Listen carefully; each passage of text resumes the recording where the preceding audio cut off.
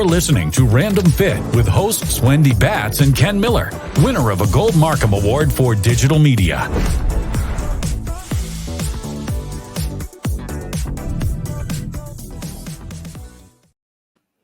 Hey guys, welcome to this week's edition of Random Fit with myself, Wendy Batts, and Ken Miller. Ken, how are you? I'm awesome, Wendy. How you doing? I am great. And I love this topic because I have two pets. Well, actually, I have two dogs and a fish, so I have multiple pets. Right. But this week's topic, we're talking about health benefits and how that really relates to being a pet owner, which I was like, what? But there is a lot of research out there that shows if you own a pet, you're probably healthier. Yeah, I know. I grew up with pets, Wendy. So there was always that, my dogs to play with, multiple dogs. But yeah, I'd say I got outside a little bit more when it came to, you walking the dog, throwing the ball, playing fetch with the dog, and especially the dog that I have now. She loves to go outside. I mentioned the word walk or outside. She is by the door. She is, or she's in her crate and I just see her ears perk up and I see her eyeballs and her little nose. And then she's like, did somebody say ball? Or, so she will definitely cue to those and, trying, understand that I need to get outside too. I mean, here we are, we're recording this podcast where I'm stuck behind the computer doing other things. I know for myself, trying to get up and out every 60 or so minutes, I stop thinking about myself and I start thinking about my dog, so That's just perfect. Get outside. Yeah. And, we were looking at some of the statistics in like 1988, there was about 50% or 56% of the US population owned some sort of pet. And over the last 3 decades, it has shown that now there's approximately 66% of the population owns a pet. And I thought, man, that's quite an increase. And while it doesn't seem like it's that big of a deal, when you're looking on a health perspective, it really is, because to your point, you have to get outside. You have to do some walking, especially if you are a good pet owner. You need to take that dog for a walk.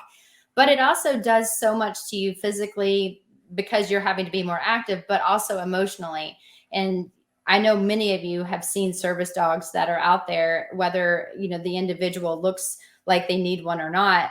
We don't know the rationale behind it, but there are so many statistics showing that people that have gone through, if they have diabetes, that it helps. If they have PTSD, that it helps. If they are ADHD, it's very calming, I know, and emotionally healthy for you when you own a pet. Yeah. So for those things that we just talked about, again, you have more households owning a pet. And again, I'm partial to dogs. Wendy has 2 dogs. I have plenty of friends and family that have cats as well. Cats. So again, we're just talking about overall pets, but again, with 66% of the population, you're going to, and most of those that do have dogs. So from that vantage point, there are those multiple benefits, and having a pet of one kind or another will have its own levels of requirement for care, obviously, but each one has a different thing to contribute. So like my neighbor, he's got a cat, and he's one of those cats that mostly indoors. But one of the things that my neighbor loves about the cats, especially when you talked about that calming effect, Wendy, that cat is one lovey cat. It's gonna be that one that kind of curls up around your leg and it just wants to cuddle. So that idea of touch, right? And when you think about human touch, you need to get some kind of human contact or some kind of contact 7 times a day. Well, guess what animal is giving him love multiple times a day? But a lot of dogs are like that. In the morning, that's when my dog feels lovey. So that's when she will jump up onto the bed. Again, don't tell my wife. But she will jump up on the bed, and this is how she wakes me up. She'll lick my face. She'll sit right on my chest. So there's that immediate, that contact, and the fact that, it is calming. So it's I'd rather wake up to my dog than my alarm. So from that Oh, I thought vantage you were going point, to say something else. I'm like, wow, you're going to put yeah. that. No, that's uh, my dog licking my face versus this beeping loud alarm. But when you talk about these emotion, from an emotional standpoint, again, when we talk about, the last few years when we've been, you know, in a situation where contact with others has been limited, that social and emotional support is definitely, from a psychological standpoint, very, very, very necessary, and definitely, if you have animals, not just dogs, cats, but also, you're thinking about hamsters, and if you have a rat, which I have friends that have rats too, the animals that you can come in contact with, and there can be a relieving kind of stress less moment that you can capture within your day, when you have an animal like that. Yeah, to your point with what you're saying with the emotional part and the touching, when we were all on lockdown and we couldn't go out, I mean, having that love and touch and feel and being able to care for something, such as my dogs, I think is important too when you have young kids, because it starts to teach them responsibility. And I Mm-hmm. think that's a big one. I know that, in order for my son to get his allowance, part of his allowance is helping me take the dogs for a walk, helping me feed the dogs every day, different times of day, and then helping me pick up dog poop, which is always really fun. But it provides them with a sense of having something to do. It's teaching them responsibility, caring for others, because that is actually going to relate to when you're having to care for humans and being there to be supportive and showing that you can do these things because it's a responsibility factor. Also, I've read when you're walking your dog that people will say, hey, when you're outside, yes, it's very helpful. It's good for your anxiety. It helps reduce cortisol levels, but it's also on a socioeconomic standpoint, you're able to interact with other individuals that are also walking their dogs. Apparently, people think that you're very approachable. So it's really good too when we're talking about emotionally being able to get out and speak to others, maybe some people you would have never talked to before, because people think that you are more approachable by saying, is it okay if I pet your dog? Or your dog is beautiful. What type of breed is that? It starts a conversation. That is something that obviously us as humans, we need that interaction. And Yeah. it's something I never really thought about until I read it. I'm like, oh man, that's super true, because we have people talk to us every day when we're out walking the dogs. And some of these Mm-hmm. neighbors that are way down on the other side of the subdivision that I would have Yeah. never met before, just because they asked what type of breed I had. Right. Do you have a dog park near you at all? Do you ever go to a dog park? I used to very often, and then one of my dogs, unfortunately got kennel cough from going to Uh, one, and we have not been back. oh However, no. Oh no. there is a new park that's out in Atlanta where they have big screen TVs. They have these trucks that come, food trucks. There's like open bar, and they have dog park night and events where you can What? become a member. You start meeting up with other people in your community. So on a social side, because you have a dog, then you start to eat, drink, and have a good time. And Fido plays with Fido, so it's a win for all. I think you just brought up a great business plan for me here. We're in the Bay Area, so It's always busy, y'all. Always oh busy. I'm like, oh why man. couldn't I have thought of that?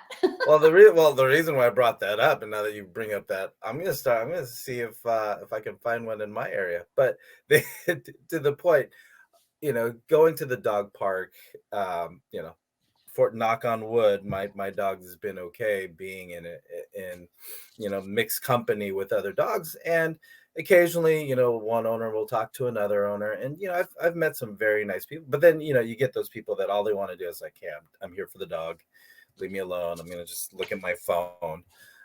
you know but funny story is that we have a friends who met at the dog park, and they're married now. They have a beautiful child, 8 years old now, but they met, talking about being social, they met at a dog park. And the funny thing is that when he proposed to her, he tied the engagement ring to the dog's collar, and had a little sign saying, however he presented it, but that's how they actually got I married. think they So got that from Meet the Parents, because you remember the it's cats. They had the cat, and then the cat was supposed to be the ring bearer. right.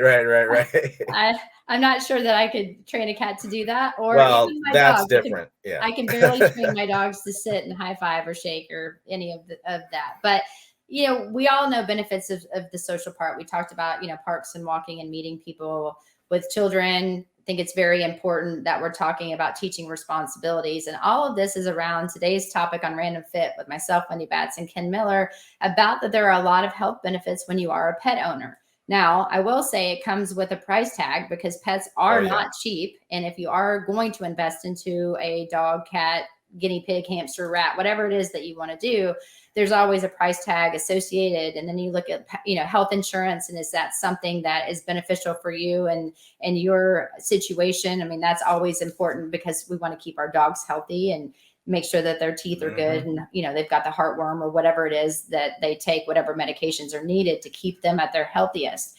But I think one of the things that hits home to me the most, especially about being a pet owner, we see service dogs out there, and I know my first real dog that was just my dog, not my family dog that I grew up with, but my first dog that I had all throughout college, and then actually when I met my now husband, she was absolutely amazing. She would, she barked when she needed to bark. She was super protective. We actually had someone that was trying to break into my condo when I lived by myself. She heard someone at the door, by the way, and started to growl. Her hair stood up. She was sleeping with me. And I'm like, what is going on? I had no idea. I couldn't hear a peep. Went downstairs, saw a flashlight, called 911, and everything was good. Would have never known that without my dog.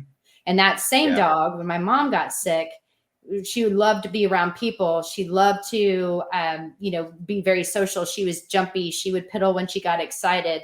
But when my mom was sick, it was like she knew. These dogs have this intuition that they just knew. And so when my mom walked in the door and she was staying with us, she was very gentle. She sat by my mom every place my mom went. This dog followed, never left her side, never barked, never piddled. And she was a completely different dog because they know. So when you're talking about animals getting to understand when people are sick, they do somehow, I don't know how, they have this knowledge of knowing that now's the time I need to be calm. Yeah. So when you hear about these dogs going into hospitals and that their owner needs this because they're providing comfort, to me, 100% have seen it firsthand. And it was something it was so amazing to watch. And I'm 100% on board with anybody that says, I would just need my dog around because that's where my comfortable place is. I totally get it. Yeah. And my my cousin, when she was going through school, anxiety, right? Because she was going through chiropractic school at the time, and test anxiety, a lot of stress, just almost to the point of being debilitated, to just with the anxiety. And uh, she got a dog. She got an emotional support dog. You fill out the proper paperwork and the documentation to have your dog qualified as an emotional support dog, to where she was able to take her dog around with her, when she was on campus and things like that. And it really, you talk about, blood pressure, anxiety, and, your ability to learn, especially if you're in chiropractic school. So that was something that really helped her out, from that emotional standpoint. But dogs are so intuitive. They know when they know when you need them, that you always have their undivided attention, and they want to play and all that stuff. But a lot of times, if you've got that connection with your pet, and they know when you need them, they're gonna be right there. And that's what my cousin's dog was able to do for her while she was going through school. She graduated, she got through, but it definitely eased a lot of the stress that she was going through But again, when you talk about the lockdown and not being able to get out and socialize, not being able to interact with people, that in and of itself is stressful. And I think that's why, when you think about it, the animal shelters, adoption, pet adoption organizations, you couldn't find a dog, right? Right before that, they're thinking, can you foster a dog? Just have a dog at your house, take care of them, because the kennels are full, right? But over the last 3 or 4 years, you couldn't find a dog. People were looking for some relief, some mental and emotional distress. Plus, people were home a lot. They're in a position where they can actually take care of the dog. But I think a lot of that was just because they need companionship. They need to be with another being.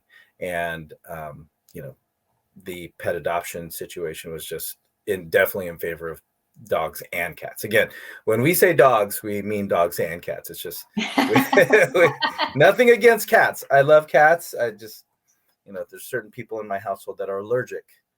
I am also allergic to cats. Yeah. So we do not have cats because of myself. My husband grew up with cats and was a big cat fan. So I'm like, okay, if we're going to be together, we're going to have to understand from the very start that's not happening. With other stuff that I read about, and I knew this, but I wanted to actually find research to support it before we mentioned it on the podcast today, that people with autism, that there's been a huge positive sign that autistic children, especially in the classroom, do better and have less anxiety and can concentrate a little bit more when there's a pet that they can play with in the classroom.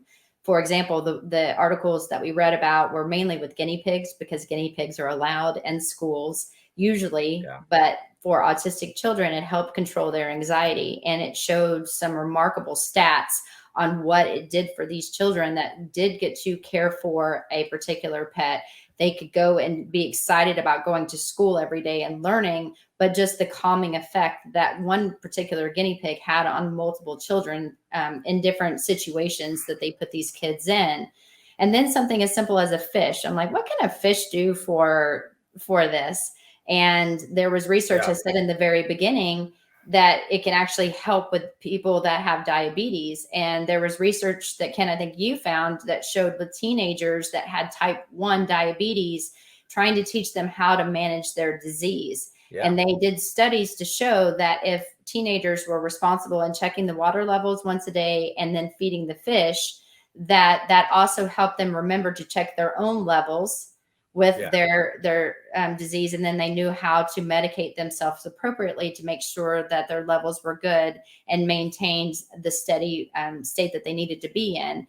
And, when you're looking at this and how to track with looking at fish and taking care of fish and then checking your blood glucose levels at the time, it's like you would have never thought to put those hand in hand, but it worked. And they showed remarkable stats for those individuals that had the fish that they had to care for in relation to someone that didn't have a pet at all.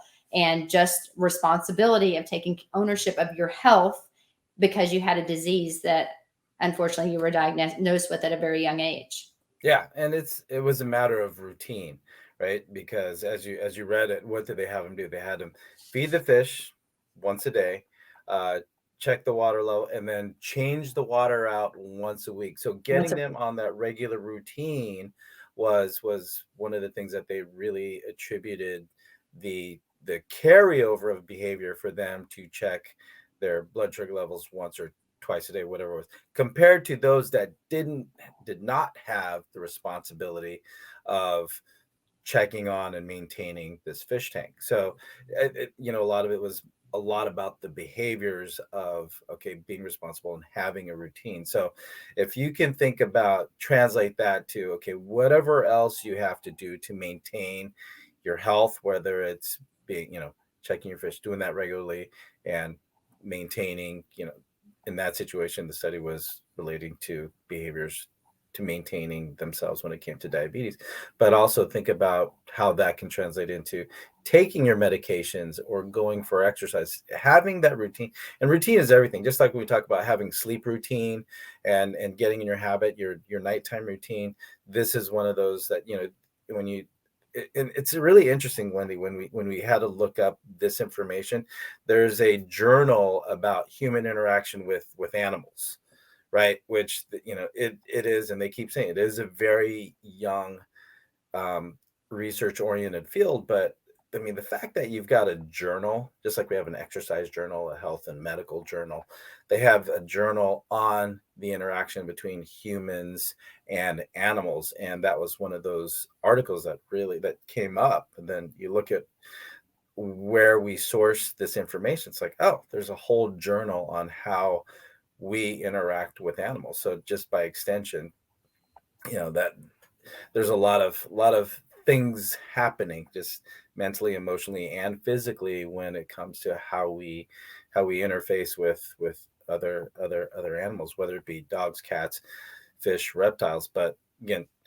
this kind of brought me back to when I had fish. I had a tiger barbs, and but I just remember taking breaks and and watching that fish tank, and before I know it, it's like, oh, I've been here for 15 minutes, right? And I've had betas, I had goldfish too, Oh, but you we just have we have a beta fish, and his name yeah, is Max. And when we first yeah, got Max, Braden, which is my son, was so excited about this fish. I think my husband was probably more excited because he grew up with fish and actually wrote a research paper and story about this beta fish when he was in 8th grade. And ah, if you guys all know my husband, he still has that and read it to our family. And the next thing I know is we have this beta fish that shows up, and Max has been with our family.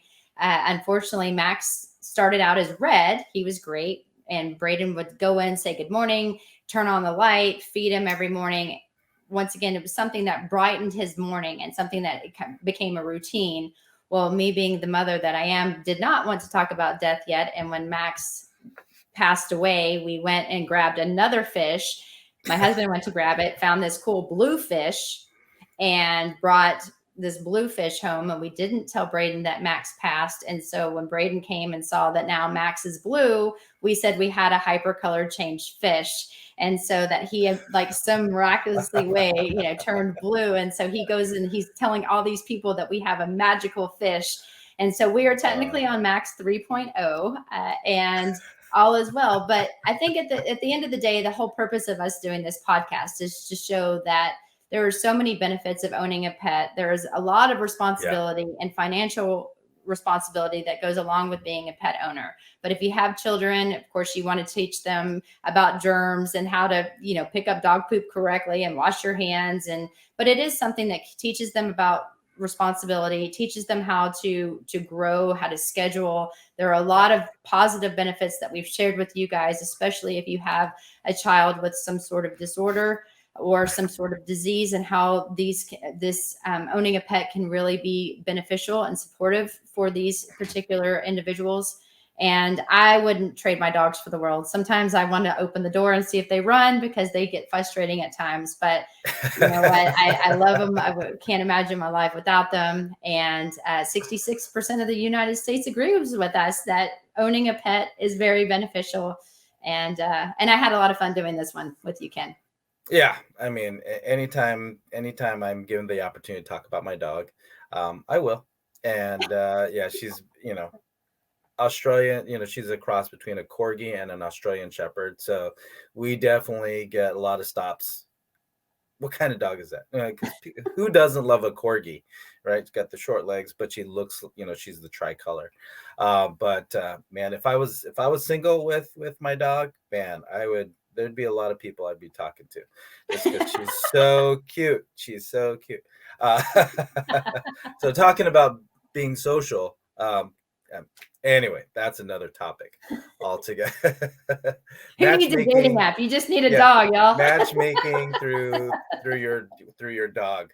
Uh, so anyway, yeah, this was a fun one, but overall, the pets are, like you said, a lot of responsibility. You got to be mindful. Can you truly be a responsible dog owner or cat owner or dog fish owner?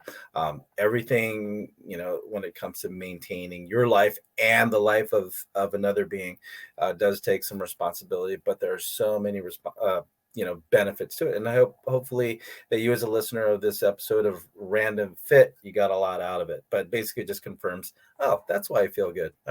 That's why I haven't torn all my wait a second. uh, But if you like what you had to listen to today, especially if you are a pet owner, congratulations. Just know why you feel good at the end of the day. Like, follow, subscribe, download, and share. Again, comment. Let us know what you liked about this episode. If you have a pet, let us know what kind of pet you have and some of the benefits that you've experienced from having your loved one, your four-legged or whatever finned loved one. But until next time, everybody, take care and be well.